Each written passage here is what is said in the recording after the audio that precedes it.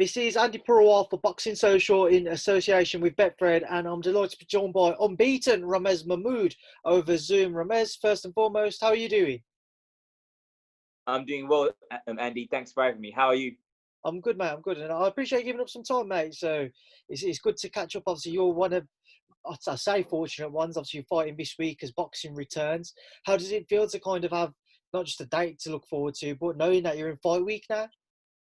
Yeah, exactly. We're in fight week now, and as you said, I'm one of the ones who is able to box this year because there's going to be a lot of fighters who aren't fighting this year. So I'm happy with that. I'm thankful to my manager, Mickey Amu, who got me the fight. Also, Frank Warren's team for giving the offer. Obviously, they've given the offer with the expectation that I'm going to lose, but I'm not there to lose. I'm there to win. And again, I was out in the last show before lockdown. I was on the March 14th bill, and now here I'm on the second show back. So it's been all right for me. I haven't really lost much time. What's it like going into the fight, knowing that you are kind of you're seen as the away fighter, knowing that Chris is seen as the favourite in the promotional side's eyes? Yeah, it's different to anything I'm used to as professional so far, because so far throughout all my fights, I've been the home fighter. Even my fight with Jack Budge, even though that was on paper a 50-50 fight, I was a home fighter, and sort of the other stats with me. Now they're against me with Chris on the away promoter show, but I'm relishing that. Talk about the fight, Ramez. Just kind of your thinking behind it, because I know that you won the featherweight Southern Area title a couple of fights Yeah. before Jack, and now you're fighting for the super bantamweight Southern Area title. How come you've decided to drop down in weight? I was always planning, even when I turned pro, I was always planning to be a super bantamweight, but this opportunity was never there in front of me at the weight. I was hunting down that Southern Area super bantamweight for ages, and there was just no opponents. So the opportunity at featherweight come along, and I grabbed that with both hands and won it. Really and truly, from that point, I would have liked to have pushed on further, and it just didn't happen for whatever reasons. But now I've got the platform to win another Southern Area title. And maybe more so than the title was the platform for this fight. I was going to say, if you was to be successful on Saturday night, just how big can that be for your career, because of the amount of people you'd assume would be tuning in? As we've just had one show back with Brad Foster's victory over James Beach. You're on the second show back now, on television. A lot of people you'd anticipate tuning in. How big of an opportunity is it for you to kind of reach and expand on your own fan base?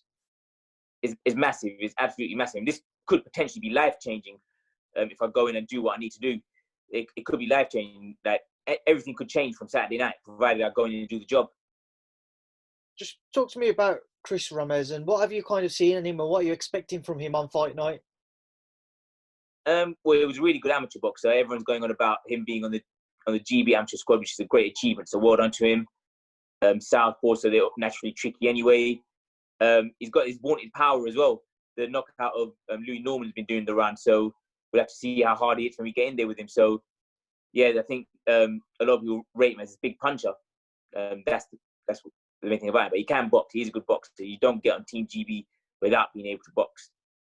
Do you feel you'll be able to handle kind of Chris's power, knowing you've boxed at a weight above? Yeah, I'm confident in my chin regardless. At the same time, though, Andre Ward always says having a good chin can be sometimes a weakness more than a strength. You don't want to rely on a good chin. And I don't want to just go in saying, I've got a great chin, I'm going to take all these bombs. I'd rather not take the bombs, but I'm confident in the fact that if he does land one, I'll take it. How are you expecting the fight in your own mind to play out? What are you expecting from Chris come fight night? Without giving too much away, I think he's going to be in fact, I'm not giving anything away. I say what tune to be for Saturday night. Obviously, you mentioned Chris is a southpaw. How have you kind of found preparing for that on kind of short notice from when the fight was announced to the fight coming up now? How have you found trying to get sparring in, or trying to change your tactics and your plans to deal with the southpaw? I mean, finding southpaw sparring is hard enough as it is, especially now that we're in the midst of a pandemic. So obviously getting sparring is always hard, but we had a few good southpaws that we did get in for sparring. So that wasn't an issue there. We had a good camp. Talk to me about kind of these past few months. We're still in lockdown to some degree. It's just obviously being eased as the weeks go by. How have you kind of found it, and what have you been doing training wise? Yeah, it's been very different. Training wise, I've done what I can really, as in from between sort of the middle to end of March to May, it was purely just running and stuff like that at home, just doing what I can really. That's from the training side, and other than that, during lockdown, I was just working, as in working from home. We obviously know you have that nickname of the math magician, but over this period in particular, have you kind of felt you've been able to take more of a full-time role in boxing with regards to your training and that, because you have your full-time job with your teaching, but being in lockdown, not being able to go to teach the children that you do, has this given you the time to kind of become a bit more full-time with boxing? 100% it has, because normally I'm up at like 5 a.m. every morning and I'm grafting all day and I'm not resting properly. Whereas during the lockdown, I've had the appropriate amount of rest. I've been able to manage my own hours. So that's been one positive of the whole thing. How can you kind of see the coming months playing out for yourself? Again, if success comes for you on Saturday night, have you got a vision for how you anticipate the rest of the year playing out? Do you think that this will be the chance for you to fight on more Frank Warren shows or another promoter's shows?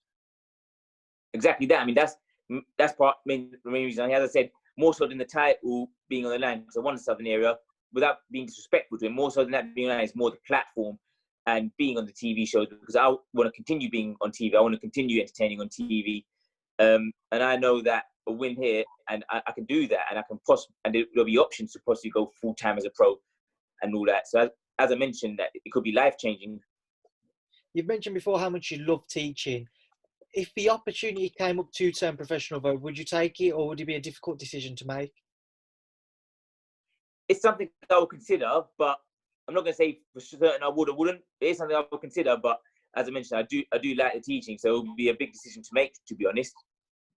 I might just drop my days rather than doing 5 days, go down to 3 days or something along them lines. I mean, there's loads of options there that I could take, but first things first, I need to get that win, and then the options will be there.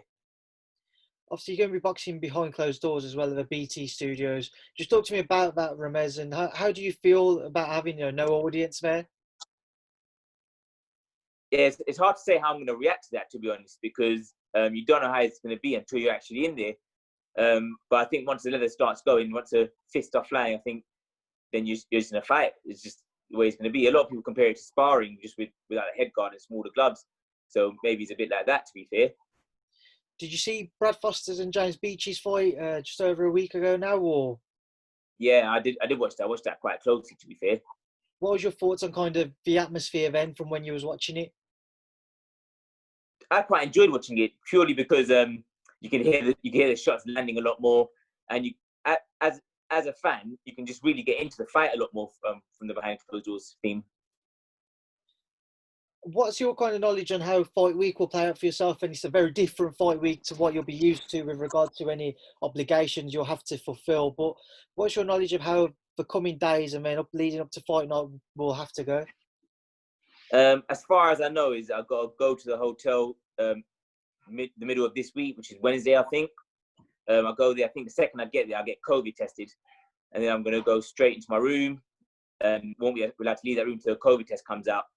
Then obviously we're weighing on Friday. We fight on Saturday, but I think we're not going to be at the venue for a long amount of time before the fight. So I think tactics pick us up and then take us straight back. So it's going to be very different. Ramez, we will leave that there. But before I let you go, what would you like to say to Chris ahead of your fight? As I said, there's no bad blood needed. The fight speaks for itself. So all the best, Chris. But I'm coming there to beat you. And finally, what would you like to say to everyone who tunes in to watch our interview?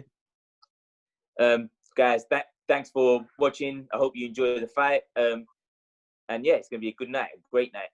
Ramez, it's been a pleasure to speak to you for the first time, but for myself, obviously, I know you've been on the channel a few times now, but I'm sure I'll speak to you again soon. Best of luck with kind of the rest of this week, and then fight night, and as I say, I'll speak to you soon. Thank you for speaking to Boxing Social.